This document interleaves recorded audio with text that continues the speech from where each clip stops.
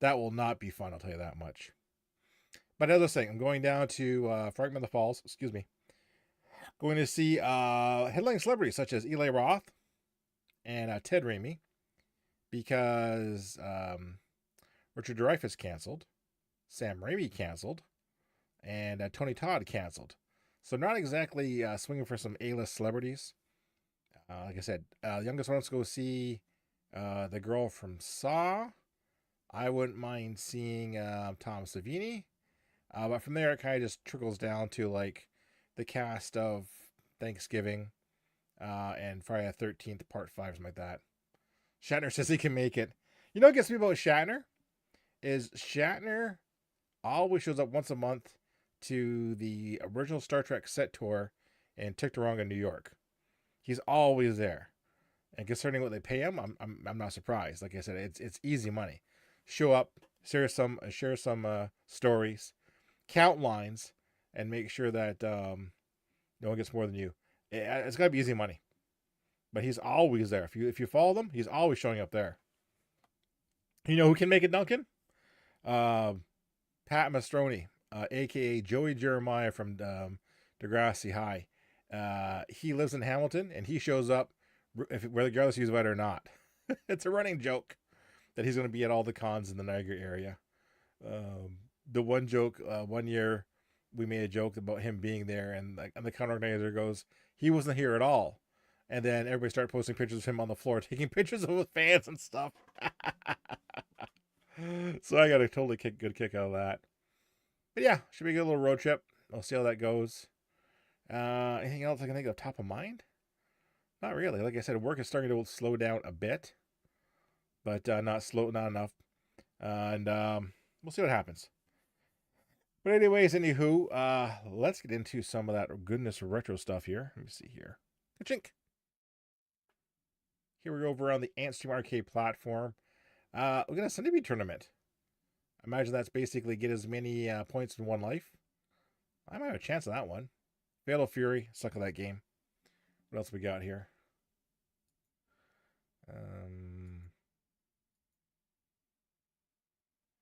No Switch, just retro gaming. Maybe I might play Splatterhouse, Asteroids, and Dragon Blaze. But we're going to start with this one, though. Welcome in, Switz. Centipede Tournament. 1 minute to remove as many mushrooms as possible from the forest with your 3 lives. Oh. Oh, okay. Well, this is something I was not expecting. Let's see how this goes then. Okay. Human centipede, yeah. So the goal here is removing. Ooh, crud. That's not a good start. Holy.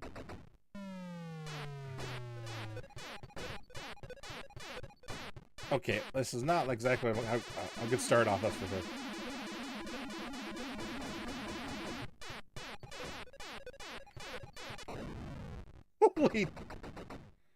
Holy poo, man. That's not exactly what I call a shining endorsement for this.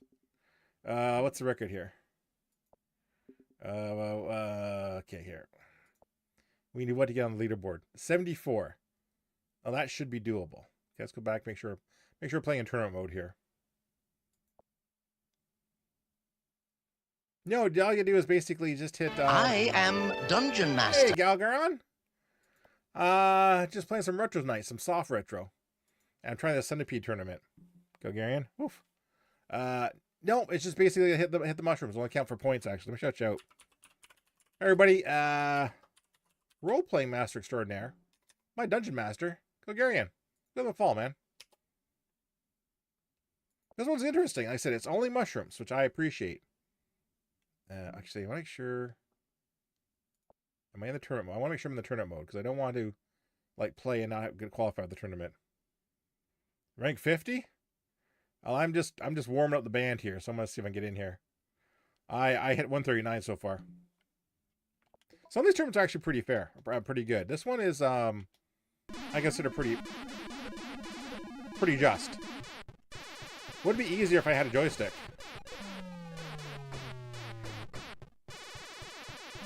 Would be easier too if I had a trackball. I mean, pardon me.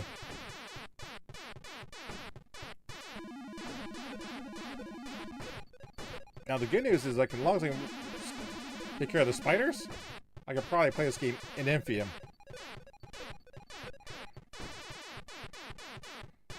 And the only problem is, every time they hit the edge there, they'll add one centipede head. Remember, it's not how fast you clear these off. It's if you, take it. Ha! Dude, I was jumping onto my chair far too much as playing Soma. Maybe I just have a weak heart. But, I was jumping at doors opening. I was jumping at, sounds in the background. I'm enjoying, that part I don't like very much. But I am enjoying the story. The story is going to be really good. I find a lot of the horror games have a pretty, there's no in between. It's either going to be a really strong story or a really weak story, more focused on jump scares. I think Soma's going to fall basically into that strong story part, which I'm going to enjoy. Like I said, Hollow Body, the story's weak. The Chia art, they're simple stories, more focused on, I would say, basically the jump scares and embracing Japanese folklore, which is fine. But Soma's gonna be one of those rare ones that you really sink your teeth into.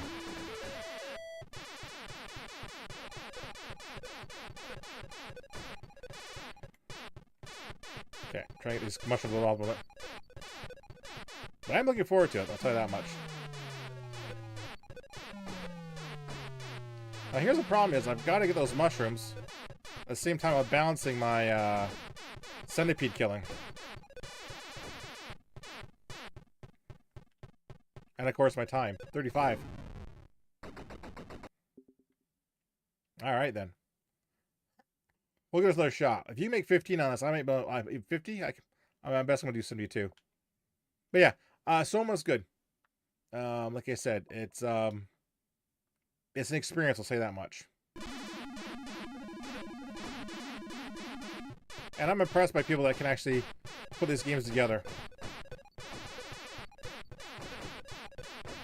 Now, granted, in the past, in the 80s, we didn't have the ability to really craft great jump scare games. Dang it. Like, we had, I wouldn't say we had really many scare games. They're more fad-like. I could do a whole stream on them, basically. But, gosh. The games in the 80s were not scary. They tried to be. But like I said, you're limited by graphics and sound. And, like I said, there wasn't too much to be afraid of in the 80s. Like I said, I enjoyed, like, the humors. Okay, one more shot at this. One more shot. One more shot to try and break top here. But like I said, the Alvaro ones had the humor. There was that one for the Sega Saturn. Is it Night something, whatever? Anyways, it was a very weird and awkward one where, you know, you're trying to protect, you know, sleepover girls from, I don't know, techno vampires.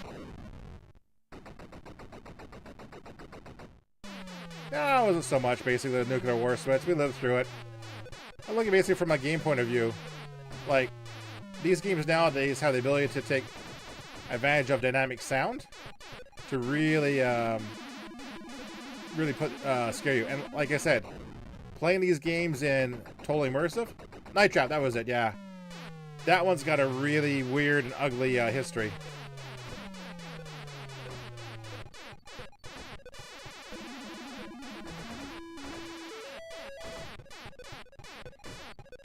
Starring Dana Plato from Different Strokes, actually.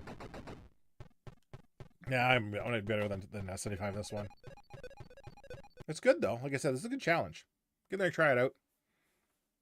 And like I said, it was... They want to make it a lot more scary than it was, and they try to tone it down, and it just went off the rails. There's a whole history behind that. It was supposed to be like a lot more scarier and gruesome, but the studio felt it was too much for the market, and tried to PG a game that was meant to be kind of hard rated. VHS horror game was Nightmare, and remade as Atmosphere. Roll the dice. I still have that actually. It's my sister's copy. That was good. Turned down the yeah, it was Night River, then the Cold Atmosphere. Turned down the lights, put a board out, and you had to go around and get 6 keys to beat the game. The VHS tape was in, and the first one, the gatekeeper would appear, make you do things, challenge you and stuff like that. And you had an hour to do it. Various expansions, such as second one was Baron Zombie, the third one was the Witch, the fourth one was the Vampire. You know, it changed the host and kind of the play of the game a little bit, but the concept was there, and it wasn't too bad. Contrary to popular belief, there is no 5th expansion made for Atmosphere or Nightmare. People says there's like a clown or a clown one. There isn't one. It's just an urban legend. It's my sister's. I've got a copy here with me, basically. And it was fun. But yeah, I can't think of anything. Like I said, I'll play Splatter, the Splatter House. Yeah. Like I said, limitations of the system cannot basically produce anything really scary, but we could get gruesome. Like I said, I'll never forget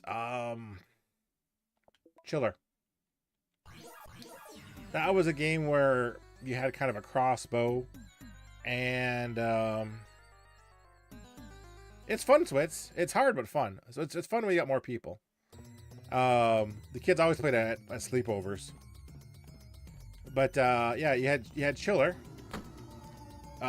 which had basically a crossbow that shot into a cabinet, and you're presented with scenes, and they're like, you know, torture rooms, outdoor forests and stuff. And the idea basically was you had to skin the humans as fast as possible by shooting them, and it was extremely gruesome for the time. So gruesome that it got pulled from Europe almost immediately. Did not last long in North America.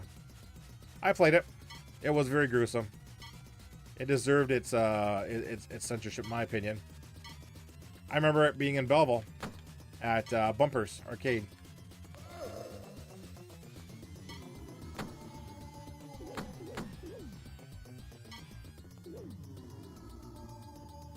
Well, you know, we had stuff like Ghost. Like we had horror themed games, but in the 80s we didn't have anything like intense. Like this is about intense as it got. I remember most early horror games are basically just scrollers. I randomly put up a scary freeze frame picture. Yeah, that was the best you get. Like I said, we talked about Night Trap. I remember that one. But as for actual scary stuff, no. CGI graphics, exactly. Like I said, it's modern systems. Like modern systems benefit from the sound and the graphics. Like I remember I never do well this level. Was it Manhunter? It was a Sierra adventure game where alien eyeballs have taken over New York, and you had to get behind figure out what was going on and stuff. There's a few places where like the guy's eyeballs float out of his head, but it was nothing like over the top. Like our R-rated games back in the day was Leisure Suit Larry. That was as hard as it got. That was more basically for, you know, mature content. No, yeah, I actually do some things at once for the sound in your video too. Like I said, that's Splatterhouse. Not a big game, but very popular on the Sega, though. I remember that quite well. Then you got, like, as things progress, you got stuff like Zombies Ate My Neighbors and stuff like that. No, the boobs were well, no, it was basically just like a pink circle. That's all it was, really. It wasn't anything really kind of, like, you know, they were being cautious. Then in Mortal Kombat, which is one of the main reasons game had ratings. Exactly. And it's funny because it's, you know, the idea there isn't so much to shock, it's to create realistic violence, which kids loved, actually. Mortal Kombat. And I remember that. I remember all the stuff like that. Like, you know, Simpsons is going to be into civilization. Mortal Kombat is going to be into civilization. You know, stuff like that's going to bring down stuff. Now, like, it's nothing. I remember that. Well, I remember when Mortal Kombat got released for the SNES. It was the blood was white. Of course, it was a way to remove that. You could make it make it back red again. Yeah, the BTS knew that never happened to Suit Larry. Hey, Brass. What's happening, man? How you doing? Hope all is well. What was a horror game from Rockstar that had a huge controversy? Manhunter? Oh, that's a good question. I actually got to Google that. Manhunt. Okay, so all of them stir up some kind of. Postal was just downright violent, actually. Rockstar controversial games. Postal just downright, yeah. Well, Manhunt popped up. Stealth, controversial games ever. Why is that? Yeah, you named it, man.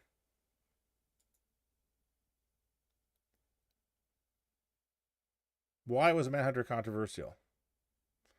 With people, body count 10 times higher, Manhunter. Oh, okay. Ooh. You're awarded for being creative about how you kill people in Manhunt 2. That gets controversy. You're awarded for how many you kill in Prototype. Okay. Yeah, that would create some controversy. Remember the paper interviewed me at the store about it because it was so bad, asking why we're doing to keep kids from getting it. Postal was bad, Galgaron, but Manhunter was next level. Yeah, Free Head Chokes on the plastic bag start of the game. It's next level, like, you know, like who can make it so, and like, well, they'll have games like Hitman, you know, which is okay because, hey, you know, we're killing bad people, so what's wrong with that? But Manhunter was like, oh yeah, and I got a sequel.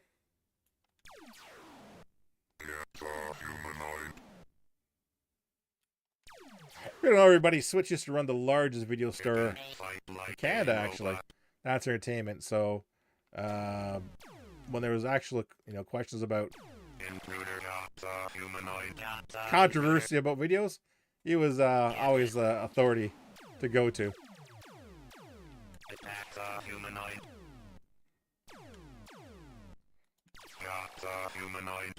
That's why it was disturbing, plotting plausible thoughts of people's minds. Yeah. Violent games inspired people. No, Duncan, it was more than games and stuff. He sold DVDs, games, CDs, TV shows, movie posters, anime, you name it. If he didn't have it, you didn't need it. Carmageddon wasn't bad. It was just a car running over people, right? Also had basically one of the largest stores for snacks too, which is great.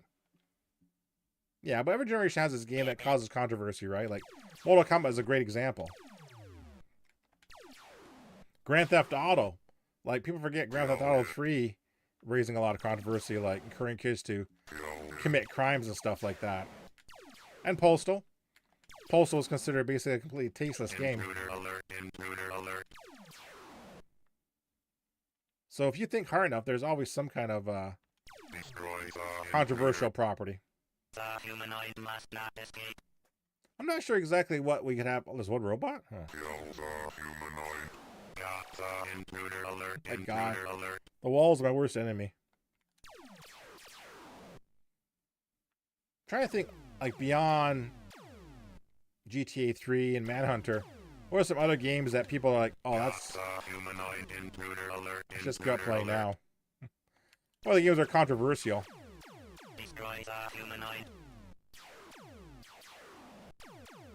I can't think of anything recently. I'm not sure people are. Sure, Duncan enjoyed that. I'm not sure people are playing it more safe, developer-wise, or what. Like I said, I knew GTA 3, I knew Manhunter, Mortal Kombat. Yeah, the SES had Switched to Blood. That caused a lot of controversy. Heck, man, in the 80s, D&D was gonna be the end of us, end of civilization, because of the devils inside of D&D. No, I don't have Friday the 13th on here. I got no cats. Aww, well, thank you very much. Let me shout out the lovely cats. How are you? Thank you for the raid. Welcome in, raiders.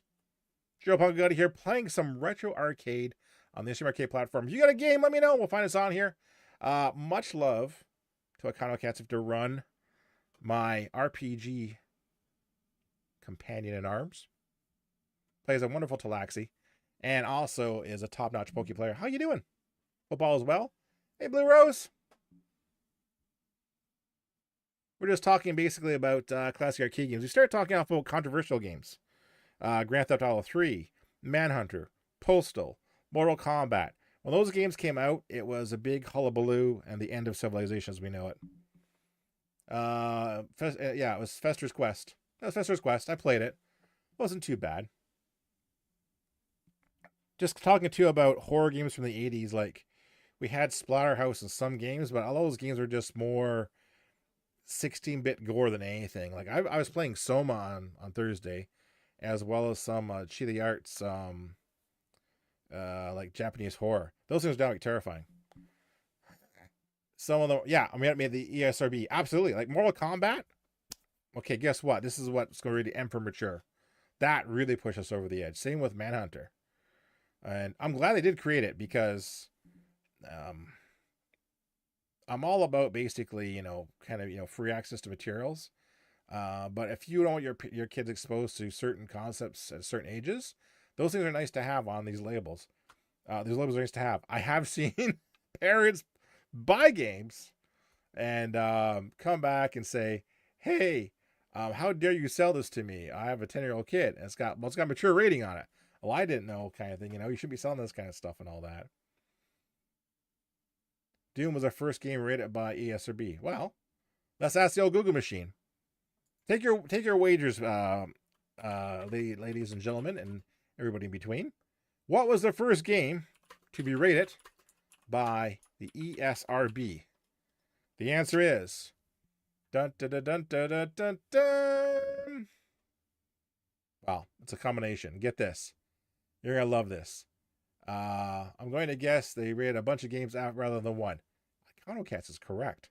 I know Mortal Kombat was a huge part of the discussion. Here's what we got. You're going to love this. Doom for Sega 32X, rated M for mature. Pitfall for Super NES, rated teen. Super Punch-Out, rated for KA, Kids for All. Sonic Triple Trouble, KA, and Donkey Kong Country. You are right. It was a bunch. However,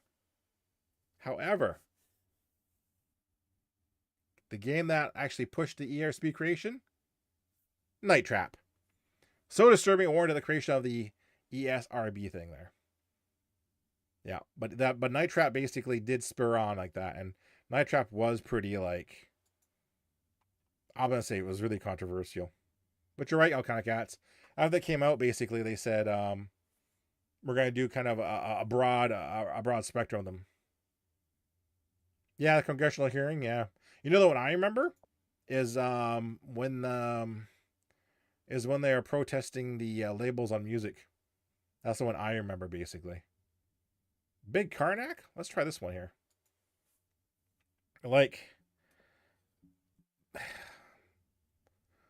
The one I remember, too, basically, was they want to put warning labels on some rock songs, which wasn't fair. I remember Dee Snyder speaking passionately about, some of these were unfair labels and all that. And then I remember, basically, they want to put stuff on explicit lyrics warnings on stuff like 2 Live Crew. And I thought, oh my goodness. How dare they do that, basically. And we all remember, if you're old enough, Banned in the USA by 2 Live Crew became a hit. It basically was a protest song about these explicit lyrics. And it was a very clean song. Later on, I went and got the actual album. I listened to the other songs. And you know what? After hearing that album, it did need an explicit lyric label, excuse me. The other songs on there were highly offensive. And if I was underage, I would not want my kids listening to those things, basically. They were using the F word and the P word. It was like, oh my. So I thought that was funny because they painted a 2 Live Crew as this prosecuted artists, and how dare they suppress my music and all that. And then I listen to the music like, yeah, this music needs a warning label. I know it's terrible. Yeah, Ice-T. NRA. Oh, absolutely. I remember them all, actually. Like, listening to that kind of music in the 90s, you were a rebel if you did that. Heck, man, we went from Weird Al Yankovic to Ice-T in less than 5 years. But yeah, I remember those little, like I said, those congressional hearings, Comic Cats, I remember them quite well. For the video games, repeatedly for the video games. The warning labels for video games, the violence encourage video games thing, stuff like that. I remember it was like all working as well. I don't mind warning labels if they're if they're warranted, basically, if done properly. Getting hints here. We're gonna add here. Wait for our chat to come back here. But no, like I said, I like warning labels. 30, 40 seconds. I'll let run down here. I'll tell you about basically how I used to go see movies. Because sometimes the labels weren't even good enough for the movies.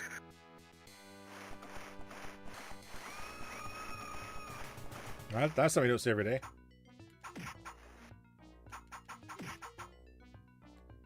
I need more seconds back from the ad, folks. Then we'll have a little chitty chat with the Pat. That wasn't too bad. Pretty easy, actually. 10 seconds. Places, everybody. 5, 4, 2, 1. And we're back. Welcome back, everybody. Just talking about warning labels. And as Smith is saying, I appreciate that they're used properly. Even ratings for movies might not have been enough. A case in point, I'm just gonna try that. I've seen people bring like kids under 10 to Deadpool. Not sure what they're thinking, basically. But when my children were younger, I had in mind basically, what I wanted them to see and what I didn't want them to see. And I would use a site, I forget what it's called, Kids in Mind, that's what it's called. And it would break down, how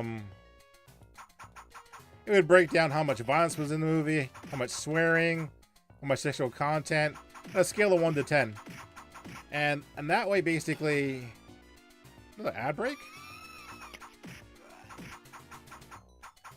My ad was saying must be super messed up. I just had ad break. I know it had ad break. Fantastic.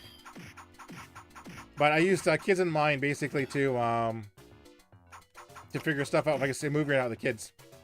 Because I was willing to put up with a fair amount of violence.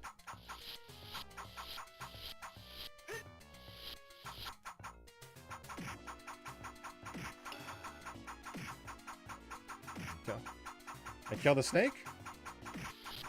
Oh, the head popped off. Oh, can't get that way. Okay. Pointless then.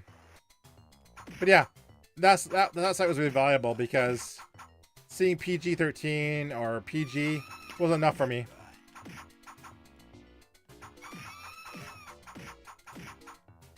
Now at least you can actually screen the games for screen the movies so you go see them. You stream them whatever kind of thing for you so the kids see them.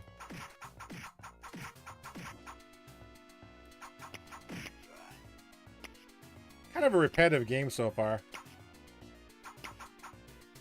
Not sure if I'm a big fan of this one. Maybe we just put our quarters into play this actually. But yeah, so warning labels used properly, I'm all in for.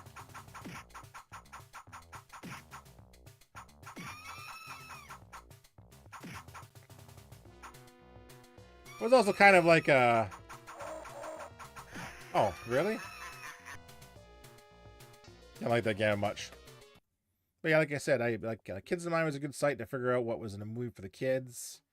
But I even said even the game that would be a lot cooler, but really higher. Yeah, exactly. The skeleton in it, absolutely. But even the I was gonna say the movie ratings. The G, PG, and all that. Some of them are hit and miss.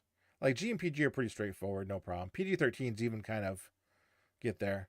But once you get into like adult accompaniment and restrict and all that, or like it gets a little bizarre up here. Like AA, I think basically is you need an adult under 14, and a lot of R movies up in Canada get AA ratings just for like audience and stuff like that. Like Deadpool was AA up here in Canada, so you know you can still go see it in a certain way, kind of thing. There are drastic differences between the ratings in Ontario and Quebec. Oh yeah, stuff that was 14 is G in Quebec and vice versa. Absolutely.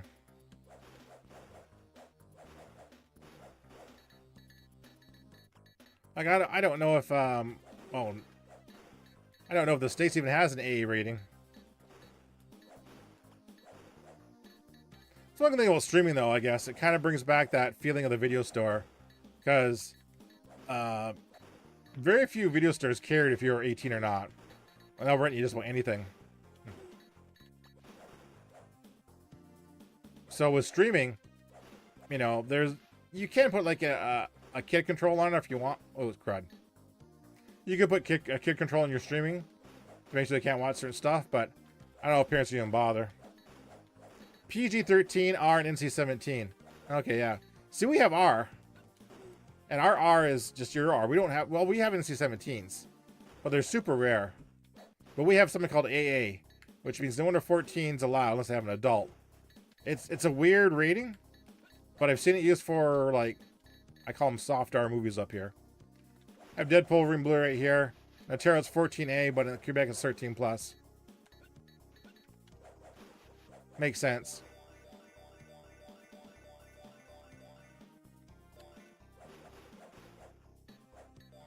Like I said, with streaming, it doesn't matter as much anymore because kids don't, you know, kids aren't age restricted. Now, I heard something silly. I heard that ticket sales for The Good Robot jumped last weekend. And what it was, people were assuming was kids were buying tickets for that and sneaking to Terrifier 3. The very gory Art the Clown movie. And you know what's funny? It's hard to sneak into a theater now because the bulk of them have assigned seating. So if you're going to sneak into them, you know, finding open seats is pretty hard. But yeah, that was the good old days, though. You would buy a ticket for another film and sneak into the R film. Heck, sometimes you just walk in. Oh, what's that? Oh, man. Upside down.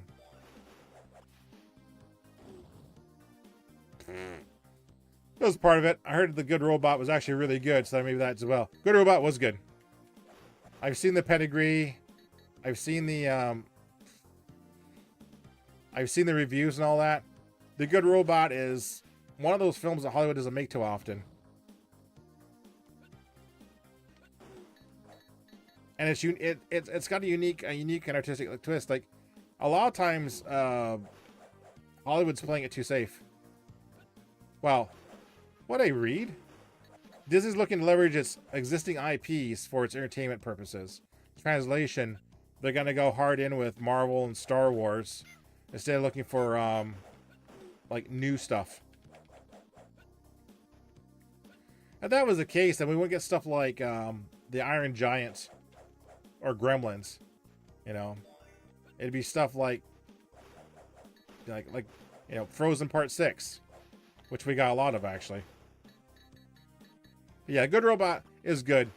Bring Clinic so we're gonna go see it.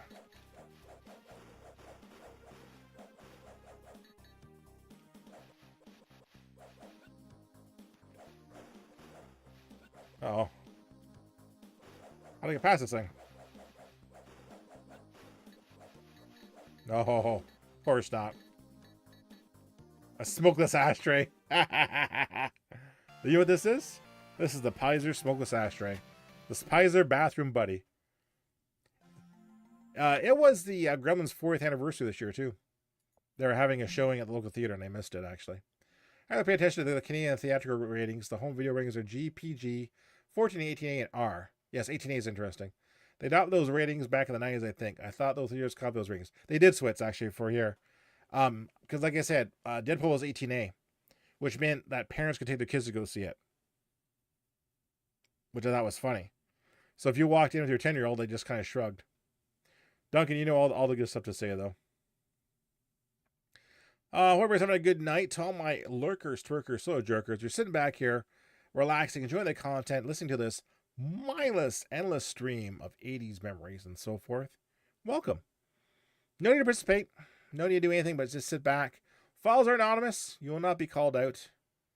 You can do whatever you like I said. Don't need your bits, subs, money, jewels. All I need is your love and undying attention. Like what you see, you know the routine. Tell your friends, tell your family, tell a phone. But yeah, Gremlins is 40 years old this year, which, doesn't seem like it, but it is. I think Nightmare Before Christmas was 25 years old too this year, because they had a special showing of that. And Coraline was hit a milestone too. Maybe Deadpool, but here Deadpool rating is 14A. 14A? Can't see them changing the rating for theatrical. Oh, wow. No. It was R in the States, Switz. It was R in the States. That's why everybody couldn't believe it, basically. Tumble Pop? Yeah, I'll play Tumble Pop. Because all that hullabaloo about Deadpool making all those, box office for an R-rated movie. Oh, yeah. But like I said, Terrifier is a hard R. That stuff is insane. Like, there's like gore, and then there's Eli Roth type gore, and that's what Terrifier is. And Clear Black, how's it going? How's the new table? Hope you're all doing well, everybody. And Clear Black, the resident pinball wizard.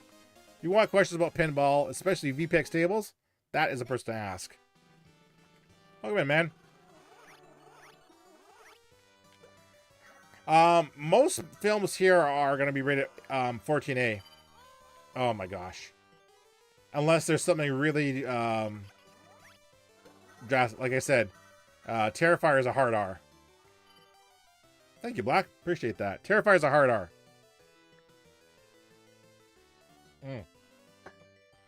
Not just for the violence, but for some of the concepts in there are just like, oh my gosh, like that's completely hard R.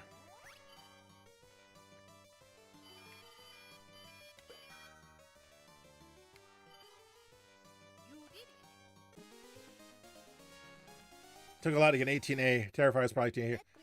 I always thought it was R here, Switz. We're talking child murder. Like, I'm pretty, I keep falling for that. I'm pretty sure I got a hard R. I'll look it up. I'm curious. Random fact about old Uncle Gutty here. What would you not know about me? Well, I don't like horror games. No, that's kind of a gimme, actually. My favorite color is green. I like the color green. Do I look good wearing green? Probably not. But my favorite color is green.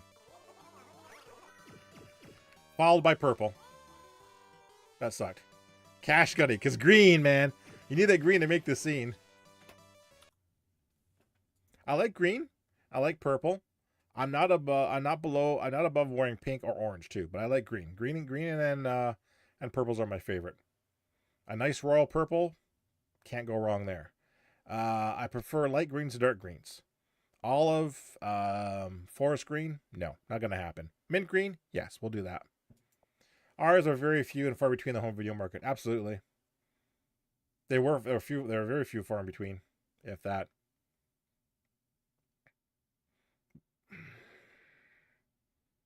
I'm trying to think here. Oh geez, 6,000. Does that break? That's got to put 8,600. Woo! I'm still safe, right? We're at 9,000. I got how many days left? 20 days left. Oh my god. Oh my god. I'm about to play another Japanese horror game, and I might not. Terrifier 3, Alberta 18, British Columbia. Yeah, that's quite a range actually. 16 plus in Canada. Wear a winter green candy made in Canada, the Canadian mint. Yeah, mint and green. I like wearing mint and green.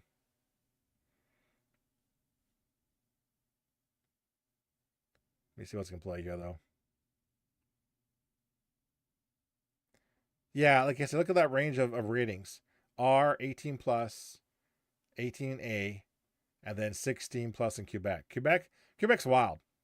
Quebec is wild and baby. If you want to see hard movies, go to Quebec. 16 plus tells you stuff about them. You can drink and gamble at 18 in Quebec. So that's why it's really popular. You can go over there and just go hog wild with that stuff. We gave it the R? Alberta? That tracks. What about those pink Canadian mints? Oh, yeah. Oh, man. Those ones that taste like Pepto-Bismol. I'm not even playing a scary game, and that goddamn air horn goes off, and I'm still not happy with it. Oh, my God. But, yeah, I love those pink mints that taste like Pepto-Bismol. But you can only drink in Quebec, gamble Quebec 18 if you do it in French. Oh, yeah, right. It's been Gutty Broadcasting System. And there was a real emergency. Instruction to follow. The air horn going off. Thank you, Duncan. I don't mind Quebec. I don't like going too much, so. No more, I promise, yeah. Or so my browser crashed. Oh, poor Braz. Montreal's quite nice though. Like, they like money. So they'll speak to you in English in Montreal. And Quebec City is absolutely beautiful for old architecture. Outside of that, no. Like I said, one of the problems is French language is political. So if you speak it wrong, pronounce it wrong,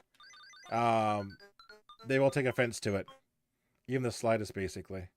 If you go to Japan and speak Japanese, you'll get basically, oh, thank you for making an effort. Even though, you not be doing it perfectly. French, you speak French wrong, they'll come for you.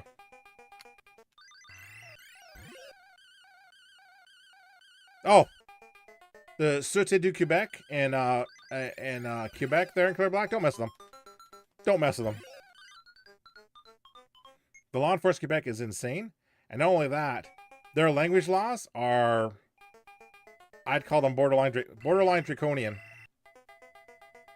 Because there's a huge problem right now is that French has to be predominantly featured on business signs.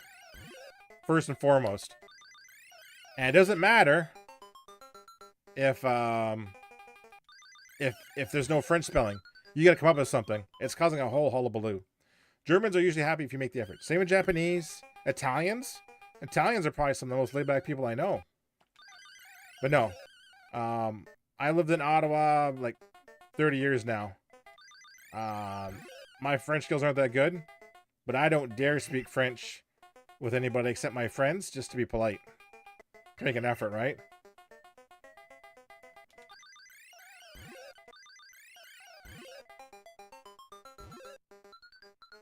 Yeah, the law that choose enforced in Quebec is like doesn't it is insane. Of course. Oh. Of course, Quebec French is not standard French. Quebec French is its own French. If you go to school up here, they teach you what's called Parisian French, which is basically a more formal, correct French.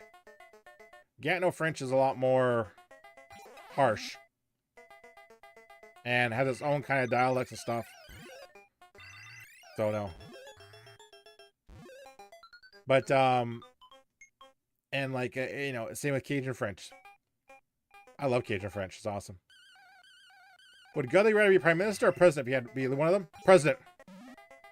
I'd be President. Absolutely no questions asked. Because the President of the United States has an massive amount of power. And he can do a lot of things. The Prime Minister... so the Prime Minister of Canada has... he can do a lot of things too. But he's really beholden to his party and to the public. And being Prime Minister is like no big deal. You're not really respected. The president? Absolutely no question. I'd be president.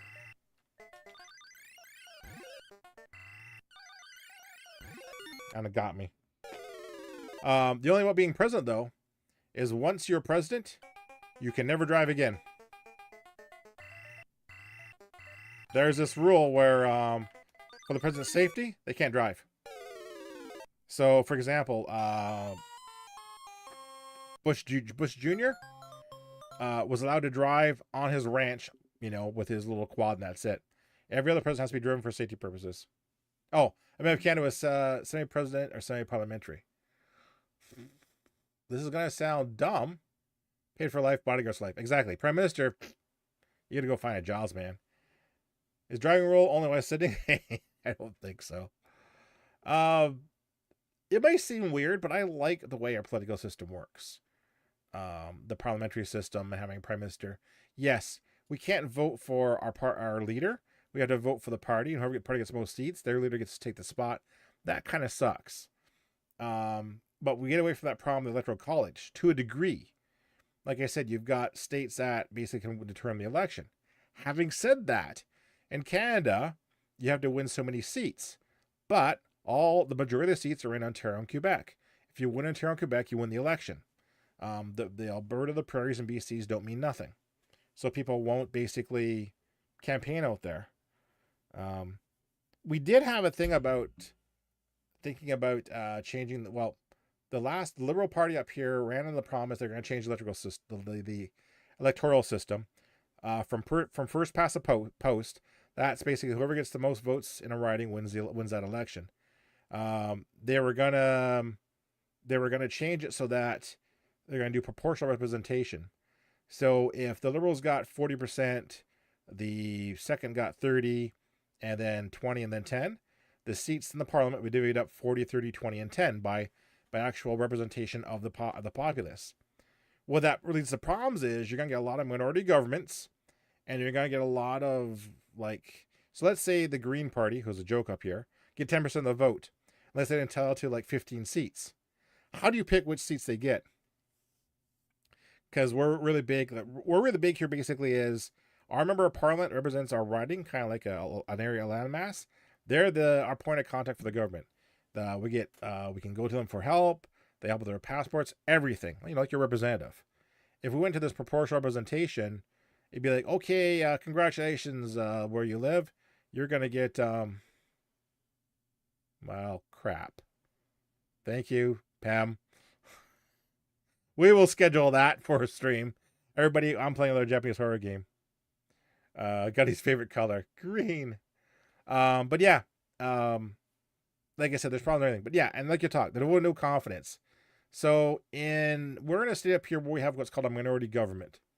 That means basically that the ruling party, who has the most seats, does not have enough seats to pass legislation. So there's 330 seats in Parliament. You need 167 or 65 to have a majority. It means you can always pass every bill. The Liberals, who are the biggest party, have less than that.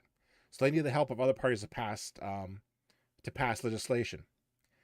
Any party in Parliament, can put forward a motion in the House of Commons saying, I call for vote no confidence. If that passes, we're having an election. Government falls, we're having an election. Actually, that's not true. If that passes, what happens is the Prime Minister is supposed to go to we have this stupid thing here called the Governor General and say, hey, I lost the vote confidence of the House. Can I dissolve Parliament? And basically the Governor General, who's like a figurehead, will say, usually says yes, dissolve Parliament, call election. They can also say, you know what? Nope. We're going to give the second place party a shot to run the government, and they can form the government. It's really weird. It's never happened. What it is basically is they always just dissolve government, call an election, and go and just party on. Back in the 80s, Joe Clark, who was a very ditzy prime minister, miscounted his votes and called for a vote of confidence in his own government and lost. Called and had to throw an election. He went down. Also, too, if there's a money bill, if any bill goes through the House of Commons in a minority government that involves a budget or money spending and it fails, that's it. Game over. We're having an election. Yeah, so our stuff is really weird. Yeah, Congress it's too effing bad. You're stuck. And the worst part of your Congress is your Congress people all aren't up for election at the same time. They kind of do it basically in quarters. So you can't even, like, you know, if you really want to change Congress and all that kind of stuff, you really got to wait to change Congress. Most minority governments in Canada only last about 6 months before they go back to the polls and try to get majority government, someone else shows up. It's very rare that a minority government lasts as long as it did. Trudeau's been running one-to-one for a long time. Part of the reason is he struck a deal with another party to prop him up for votes, which is fine. That's been working quite well. The other problem is the other parties know if they call an election, they're not going to get a majority, and they might lose what they have right now. So he's been running basically in a minority government for a couple of years now, which again is very rare in Canada. Also, too, when there's a minority government, not a lot gets done because you need other people's help to pass stuff. Suppose they have a minority government now because it was more like a coalition government when they had the Orange Party helping them out. But now that deal's broken, there's like blood in the water. So the Conservative Party has been calling for vote of no confidences.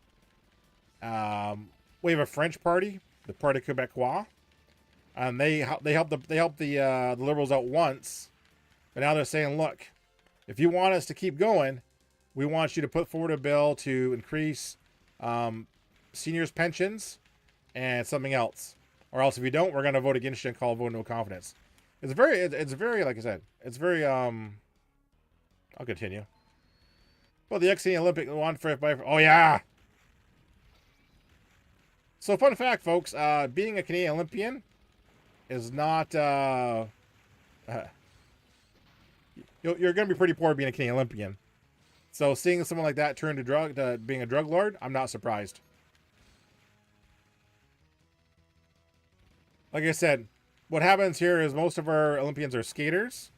They become, they make their, on the road skating shows, stuff like that. It's not too often you see too much crime going up here. Right now in the news, what we have a huge theft of is golf carts. There's been an organized crime ring stealing golf carts and selling them on the secondary market. No word of a lie. A used golf cart goes between for 6 and 10 grand. I'm done this one. The PC's called for no comments based on the PM's last chance for a necktie. Calling for everything, yeah. But yeah, like I said, the golf carts, and we still don't know who stole all that maple syrup from a few years back. There was how much maple syrup was stolen? Let me check this out here. Canadian maple syrup heist. Maple syrup. Real maple syrup is big bucks. Let me see here. 2011, 2012, over several months, they stole 3,000 tons of maple syrup, valued at $18 million from a storage facility. It is the most valuable heist in Canadian history. They only figured out when they started doing inventory of the syrup and realized that something was missing. They have caught it, though. They've caught 5 people, basically. Oh, there's even a Netflix documentary. Dirty Money, Season 1, Episode 5, Maple Syrup Heist. 2022, Amazon announced it was dealing with The Sticky, half-hour comedy series based on the heist. There you go, kids. The most expensive heist in Canadian history was maple syrup. What else can play here? Burger Time. Venture. But yeah, like I said, I don't think any political system is perfect. It all has its pros and cons. Like, what really sucks here is we can't vote for the leader. We have to vote for the party. So it leads to like weird things where, or it does like weird things. If you don't like the leader at all, but your local candidate for that same party is really good, you wind up voting for them, and the leader might get in and cause you all sorts of trouble. What else we got here? Dig Dug Striker. Look at this one here. Oh, some hydration. But yeah, we're gonna be playing Japanese horror game. I'll schedule that for November. And I got one in mind. I hate you all. I hate you all so much for that though.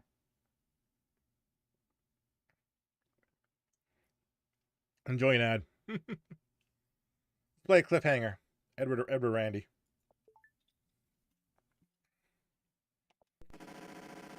A battle adventure game. Someone stole the prism. Let's go.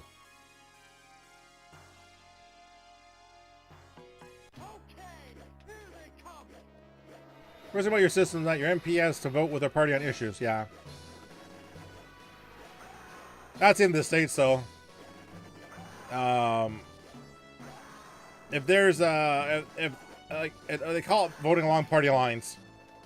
So if there's a bill that, let's say it even doesn't even benefit your where you live, or could be detrimental to you, and your MP knows it, he still has to vote along party lines if they want to vote for it. Yeah, like I said. But then we avoid the stuff of like having like a 6-party coalition where nothing is done, I guess. Oops. A very Indiana Jones-esque type game.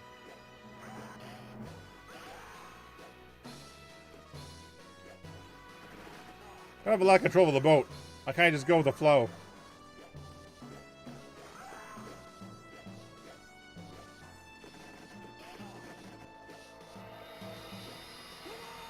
I do like the force change perspective. It's different. But it's also very repetitive.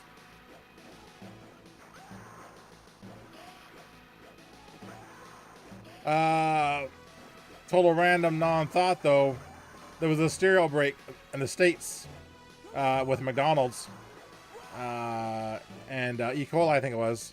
A little listeria. That actually was a death from it.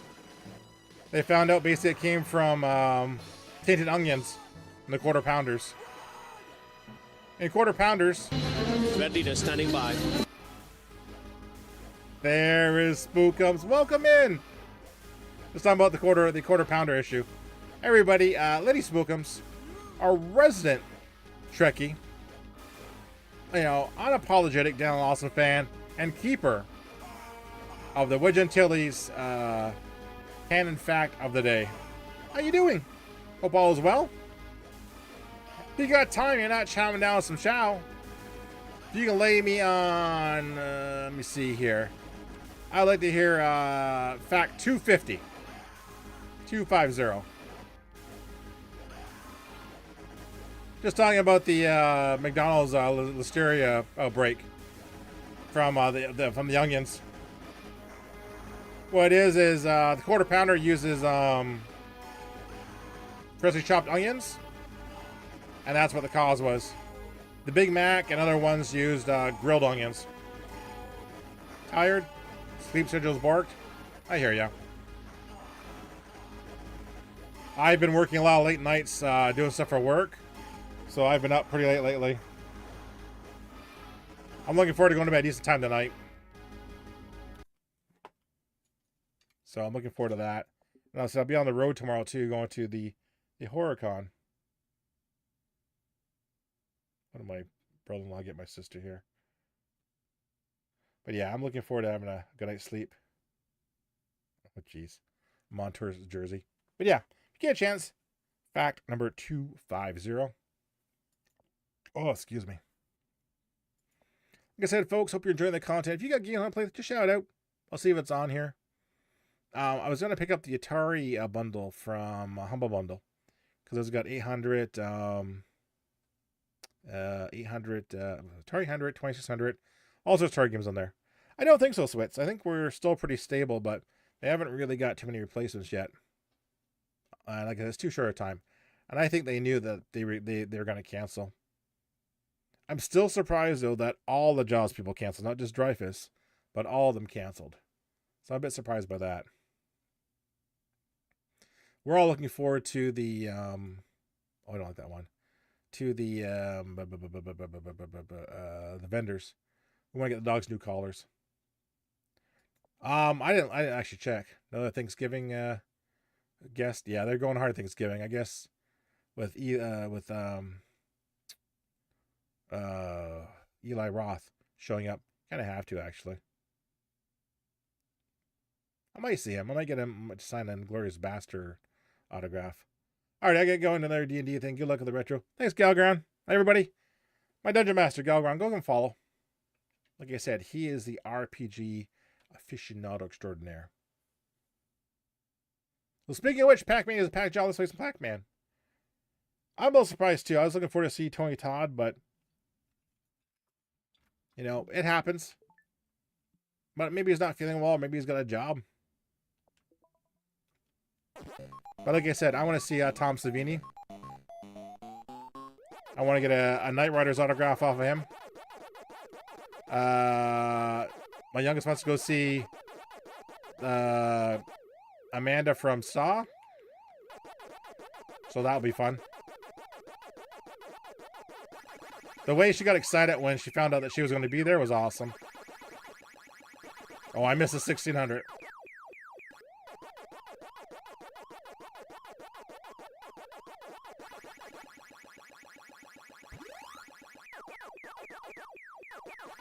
See these dots here. And my eldest is looking forward to seeing the art. The artist there. Should be good, though. Oh, that's an easy one to finish off. There we go. Easy peasy, lemon squeezy. Pac-Man, he's going to Pac-Job. I forget what his job was on the cartoon. Like, there was a cartoon with Miss Pac-Man, Pac-Man, Baby Pac-Man, and the ghost and all that.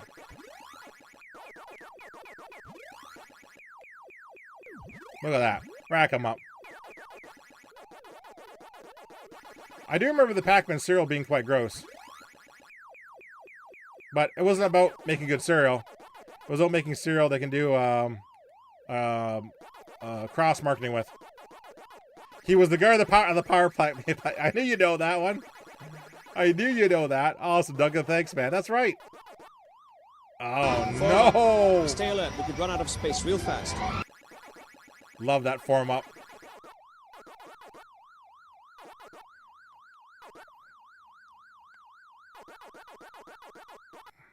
There was a small Halloween market last week in downtown Market Square. A bunch of vendors, stuff. Oh, that's kind of good. I love that form so much. Here we go. Oh, we got to pause for this. It's the Star Trek Fact of the Day, courtesy of Lady Spookums. With his role as Captain John Harriman in Star Trek Generations, Alan Ruck became the 10th on-screen commander of the Starship Enterprise, joining Captains Jonathan Archer, Christopher Pike, Robert April, James T. Kirk, William Decker, Spock, Rachel Garrett, Jean-Luc Picard, and Edward Jellicoe. Oh, I like that one. That is a good one. Name 6 of the name 6 commanders of the Starship Enterprise. That's a good one. Thank you very much for that one. I like Alan Ruck. Alan Ruck is awesome.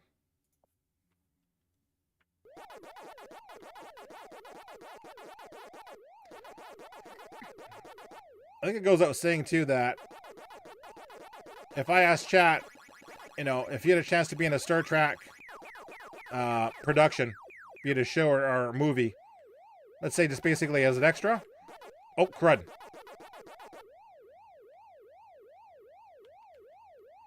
I gotta focus here for a minute. Would you do it? I would. Not that it would ever would happen. Well, that's the thing about having star power, right?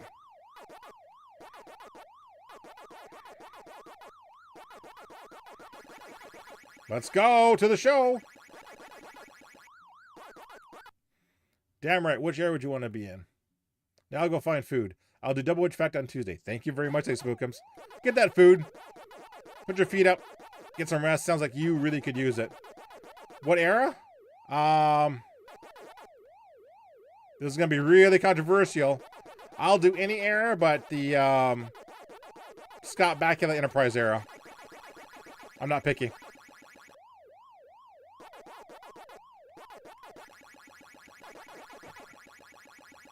I'm not a big fan of that era. I you know, and I'm dead.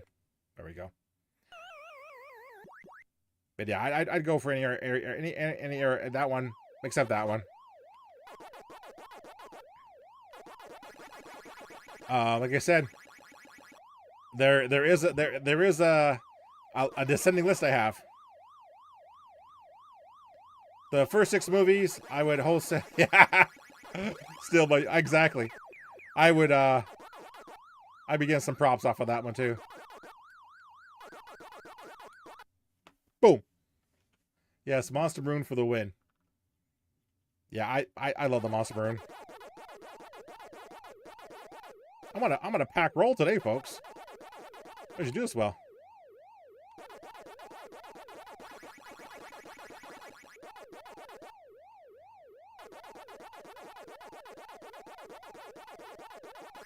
Also, I have medicals to make green shirt.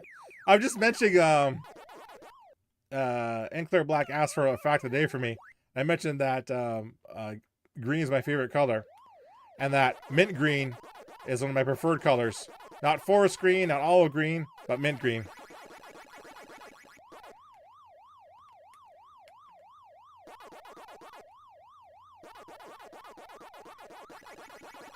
No, no. Okay, this is where it gets tricky here. Okay. Can I finish the apple stage? That's the question. Let's see here. Gotta be careful. Because... No, no, no, no, no, no, no, no, no, no, no, no, no, no, no, no, no, no, no, no. Not this time, Duncan.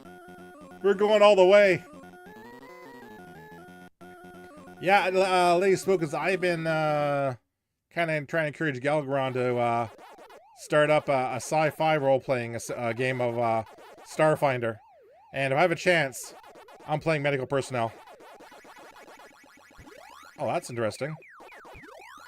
I've never seen the power pellets last this long. Oh, oh no, no, no, no, no, no, no, no, no, no, no, no, no! Knew it was gonna happen. But yeah. If Galgarian starts a sci-fi campaign, I'm gonna play either science or medical. Like I said, we played a great D&D campaign, a short one-off, with me, Pemquats, and Okano Cats. Okano Cats was a Flaxy Thief. Pemquats was a half-orc. I think he was a paladin, I think. Also a musician and a master of disguise. And I was a sorcerer, of course. It's a lot of fun. So, like I said, I'm kind of digging and say, yeah, if you want to do it again, I'm all up for it, man. Those powers don't last very long. Well, what was weird was on the first Apple one, the power pellets like are almost non-existent. But that second Apple stage, they got long again, which I thought was really, I was going to say bizarre. I wasn't expecting that, actually. Like I said, I haven't kept track of like, you know, the power pellets, what's this, Dolly? Holy. The power pellets length. Okay, this looks a little weird. Let's give this a quick shot here. Mind roll. All right. Jump.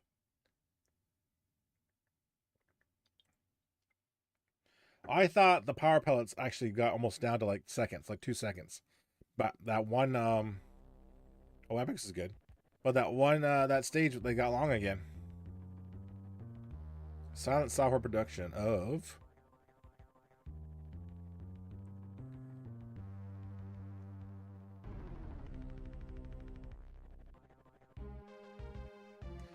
If you want to look up a really, really, really weird old game, go look up, I Have No Mouth and I Must Scream. It's a 64 kind of point and click game based upon, I want to say, a Harlan Ellison short story. And it was bizarre.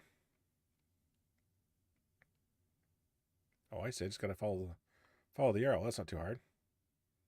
Do do do do do do do do do.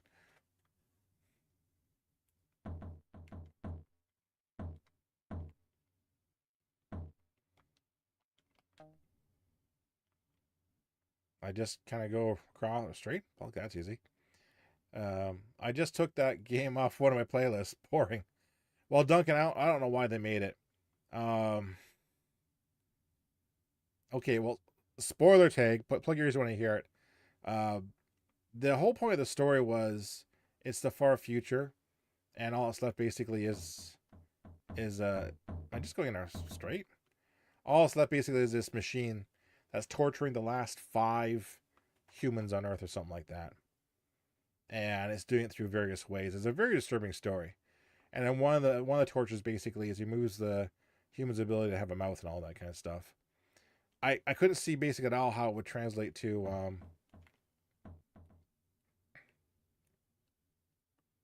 oh, maybe I'm I was slipping, okay. Or was I? It was a disturbing story to say the least. What am I doing here?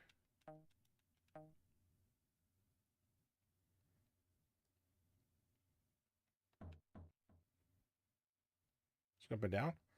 So it was bizarre to say the least.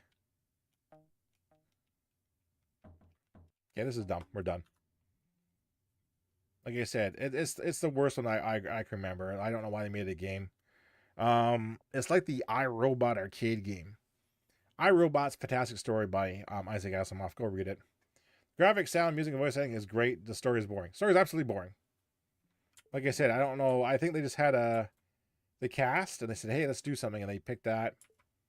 It had to be a passion. It had to be a passion project, I think, more than anything. But the iRobot arcade game was absolutely weird because it had nothing in common at all with the story. Much like the Will Smith movie, it has nothing in common at all with the story. Speaking of really bad films that have not aged well, I was looking for, Fatal Fury coming up, man. For you, not a problem. Always looking for suggestions. Yeah. There was a movie that premiered today in '86 called Soul Man. Does anyone know what the plot of Soul Man was from '86, starring C. Thomas Howell? I want to take a guess what it could be about. I'll give you a couple minutes to figure to imagine.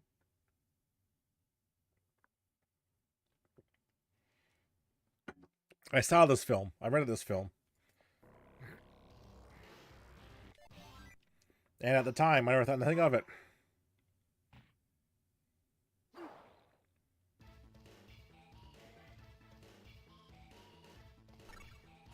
Okay.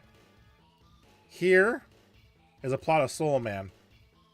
C. Thomas Howell plays this guy a guy from a rich family who wants to go to college. And he's all excited until he realizes that oh, come on. It's going to cost him $53,000 to do this.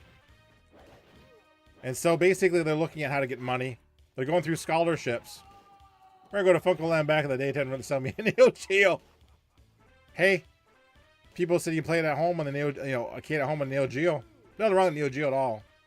Except I can't play the funny games. Anyways, in the movie, their plan is to go for a scholarship that gives them a full ride. The only catch is the scholarship is for a black student. So what does he do? He does blackface for the whole movie. And not in a good way. And it is full of some very uncomfortable stereotypes. And back then it was kind of acceptable. I'll try again here for you, Duncan. Now? No, man. Even the trailer looks just absolutely horrible. Trouble was that without the special modders, the arcade games used to. Oh yes, Soul Man Switz. You're right, because people would buy the Neo Geo and they're like, "What happened? It doesn't look anywhere near like it does in the arcade."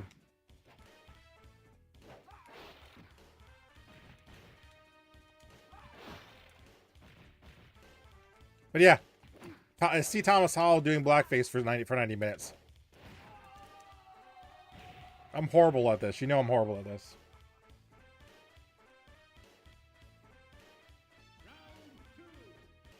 I just googled basically what movies came out today, and it was Soul Man, and I used the Soul Man song and everything. James Earl Jones is in it. Yeah, it was like, oh my, this is not aged well.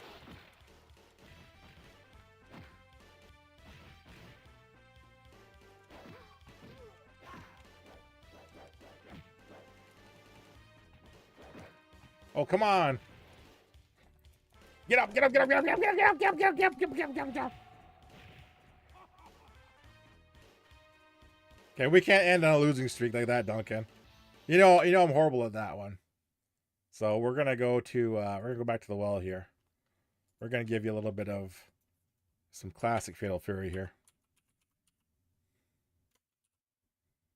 Got a little close. You know that will keep me playing one time, right? I'm gonna try and do it. I'm actually horrible at that game. And what it is the computer there is very smart. You can't just button mash. You actually got to think about things.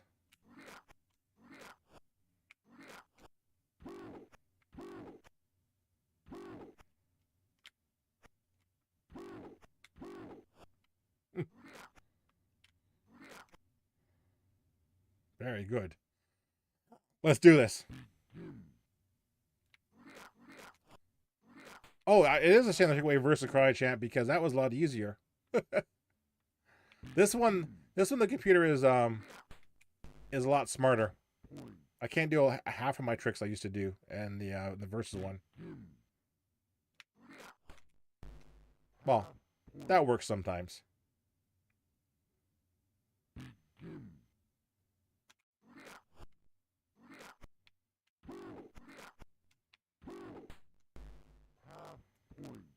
All right, I better just knuckle down here and get this done. Oh, jeepers. All right, better just go for the sure stuff here. All right. Punch the gut. Punch the gut. Let's go.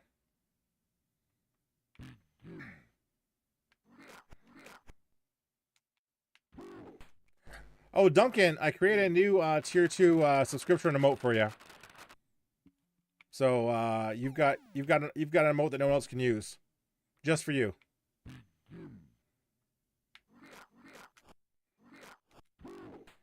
Take that. There you go, buddy. The Man at Arms. Oh, jeez. Take that. Punch to the throat. Goodbye. Let's finish it off.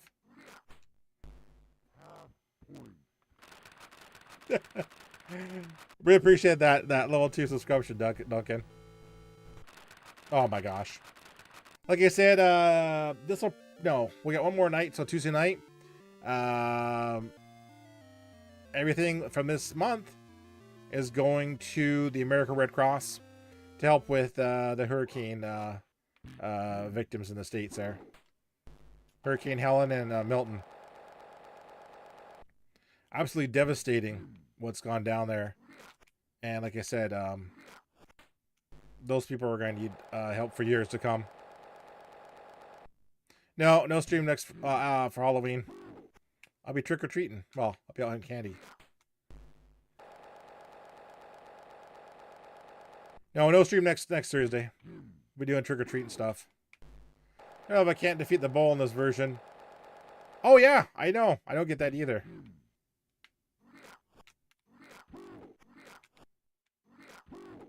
Take that. Same here, Duncan. Like I said, in the Versus version, In the Versa version, I can't beat the bull, but here I get lucky. Or I seem I can. It's all timing and patience, I think. Look at that. Take that.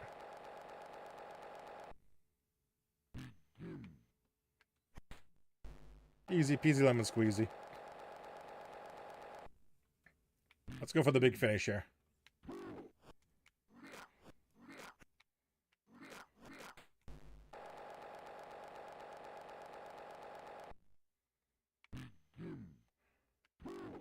Oh.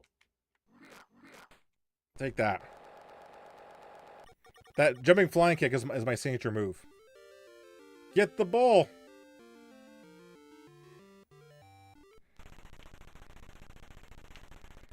Oh, I meant to punch him. I meant to punch him.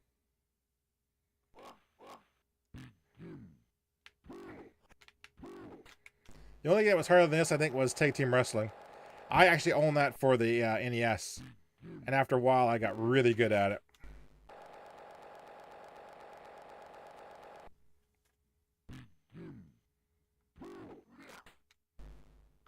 Look at that. Down we go.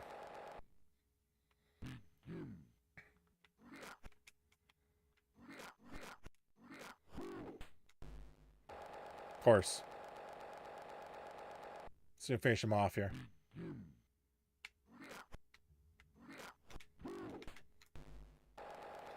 That's game. Not bad, not bad.